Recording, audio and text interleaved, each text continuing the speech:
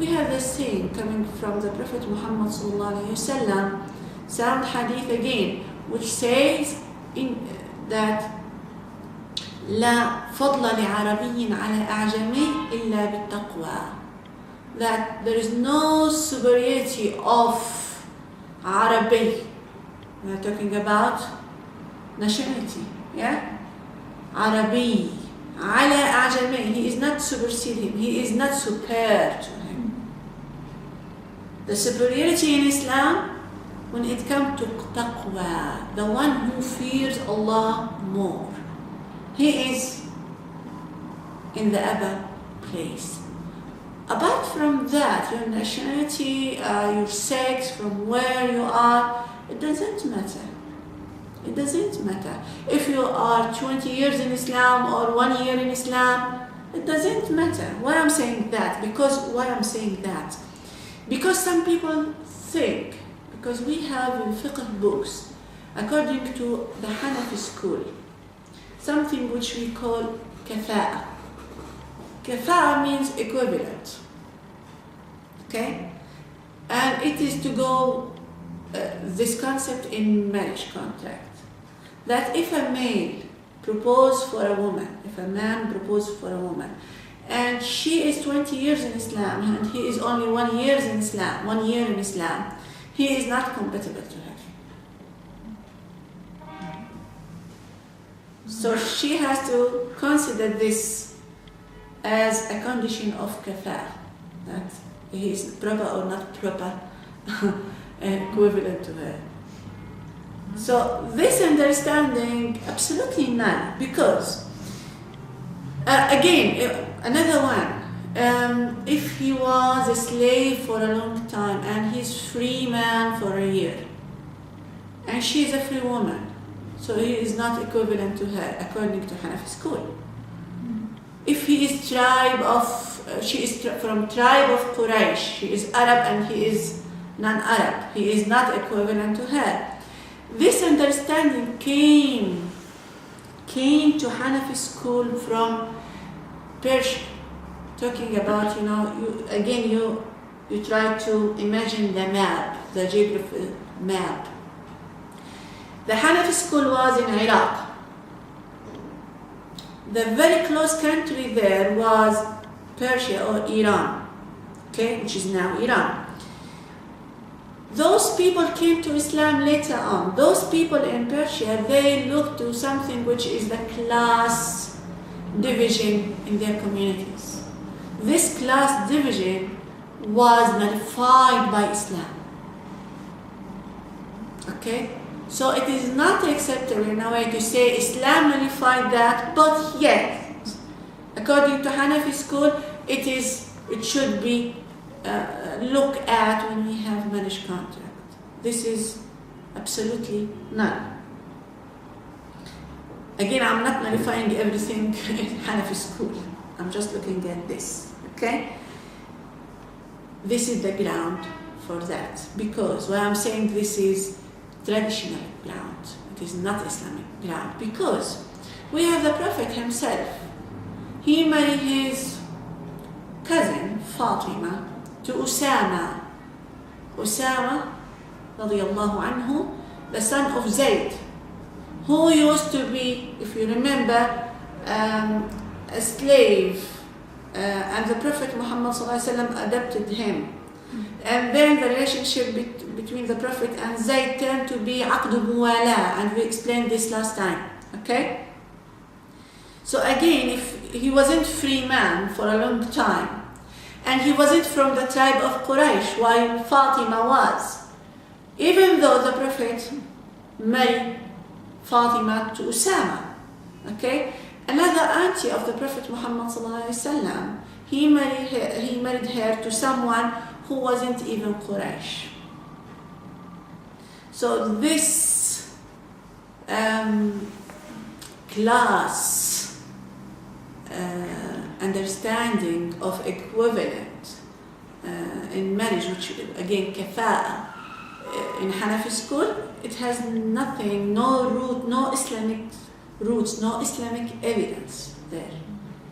Okay? Again, the ground for that was Persian understanding of the class understanding. We still have this class. The Hanafi school does have evidences for that, no? They said this without any evidences.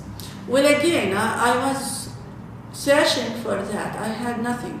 Even with those, if there is any evidence, if I can presume there is some evidence that I missed, we had this sound evidence, which is practical ones, done by the Prophet himself. The Prophet himself, he had his wife, if you remember, that Qibt lady, Maria Qibtiyya, who is not, I mean, well, we have disagreements about that, if she turned to be Muslim or Muslima or not. But again, she wasn't Arab. He was married to different ladies, and none of them was Qurashiyya, apart from, looking at Aisha. Again, it wasn't done by the Prophet Muhammad sallallahu alaihi wasallam. And he himself, he married those ladies, and he never looked at that he was free man for a long time or not, or he was free man for a long time or not, or he was from the tribe of Quraysh or not. So if the Prophet ﷺ didn't do that, this is the practical evidence which we have to follow. Although if we have any disagreement there. Okay? Unfortunately, not only Hanafi, to be honest, we have Hanbali school. And we had a case last year or the year before that a judge in Saudi Arabia, he dissolved a marriage upon this equivalent principle. Again, if there is any kind of disagreement, the example of the Prophet should supersede. Especially if we know all, we agree on that such incidents depend upon sound evidence that the Prophet did that.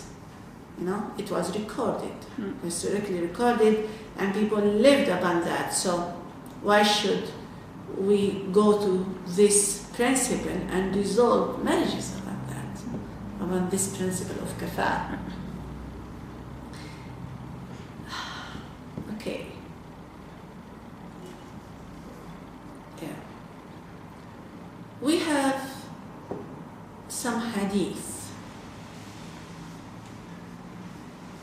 and it says that a woman being created from a rib, and I think we didn't record that yet, and this is why we've been asked, and still we are debating on this issue.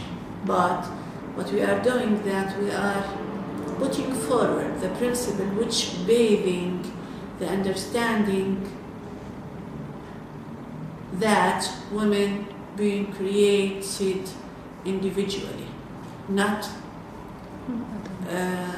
depending, talking about creation moment, about the creation of Adam alayhi salatu wassalam. So she was created individually, and it was a miracle just equally to the creation of Adam alayhi salatu wassalam and Jesus later on alayhi salatu wassalam, who was, according to our Islamic understanding, that he was created having a mom, and there was no father at all, and it was a miraculous thing. Adam alayhi salatu wasalam without a mother and without a father, and equally Eve, Hawa alayha salatu wasalam, she was created without relying upon the rib of Adam. Okay, from where did we have this rib of Adam story? We had it in Genesis, in the Bible, okay, and I read that. And Imam al-Qurtubi and Ibn Kathir, both, they put forward the story of the Bible there, in their commentaries books. So we have a problem that this story of the creation of Eve was put forward to Muslims to believe in as unquestionable matter. So it says, saying this quickly, it says that while Adam alayhi salatu wassalam was sleeping, okay, he was in heaven, he was created by Allah, and once he was tired, so he slept. While he was sleeping, Allah subhanahu wa ta'ala came, astaghfirullah, sneaking, and took a rib from him and created Hawa as a surprise, as a token, okay, as a surprise. And then Adam woke up and he asked her, "Who are you?" And she said, "I'm your wife. Allah created me for you." Okay. Of course, as a Muslim, I've been educated this story. I've been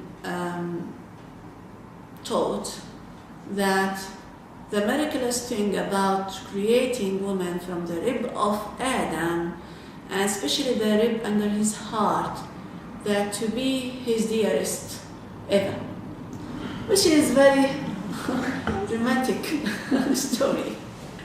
Of course, it is easy to swallow this up the minute you know that, okay, but what does this reflect later on? This will reflect that he is full human being and you are not.